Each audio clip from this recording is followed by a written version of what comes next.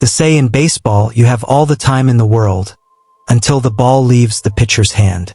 It was just another pitch in just another spring training game.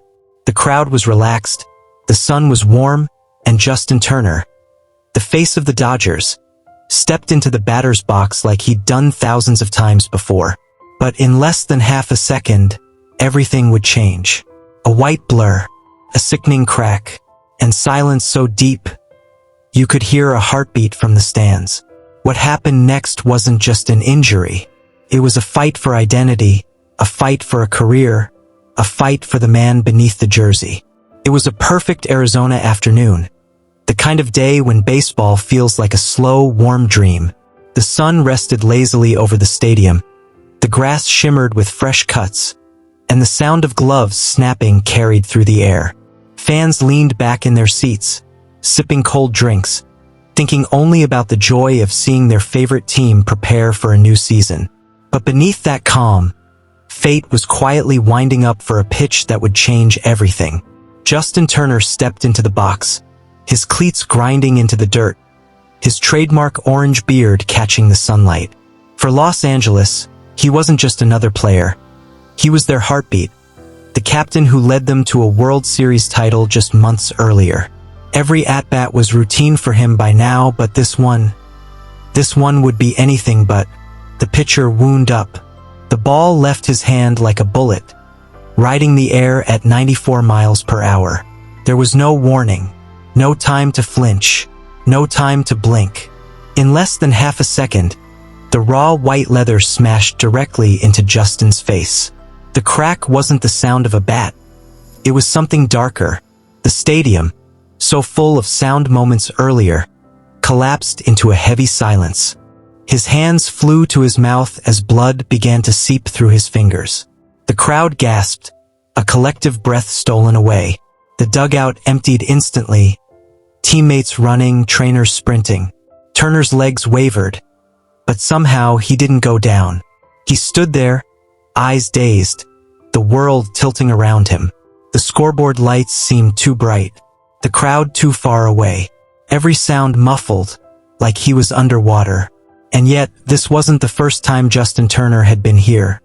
Not in this exact moment, but in the fight for survival. Long before he was the Dodgers captain, he was just a kid from Long Beach, California, chasing a dream that didn't seem built for him. He wasn't the strongest, the fastest, or the flashiest. But what he had was something scouts couldn't measure: the will to outwork everyone in the room. From dusty little league fields to Mayfair High School, from overlooked college seasons to the grind of the minor leagues, Turner had built his career on stubbornness. Coaches told him he'd never make it. Teams cut him loose. He slept in cheap motels, ate bad road food, and kept swinging. The Dodgers weren't his first team. They were the first to truly believe in him. And in return, he became their warrior. Now that warrior was bleeding in the batter's box. Trainers reached him first, steadying his stance as they spoke in calm, low voices. Blood dripped onto the dirt. Somewhere in the stands, a child clutched a Dodgers cap to his chest. Turner's teammates stood frozen, their faces tight with worry. This wasn't just a player down.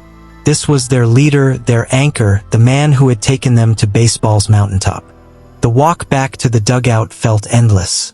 The cameras followed every step, capturing the mask of pain he couldn't hide.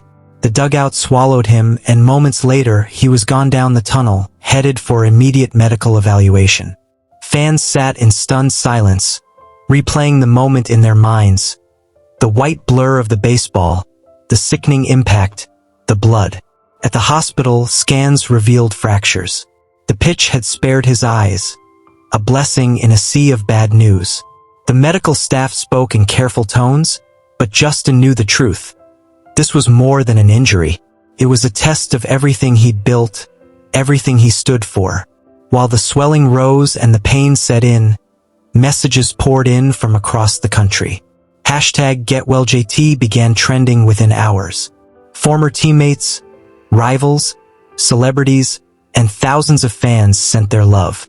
Turner, his face bruised and bandaged, sent a message back: "I'll be fine.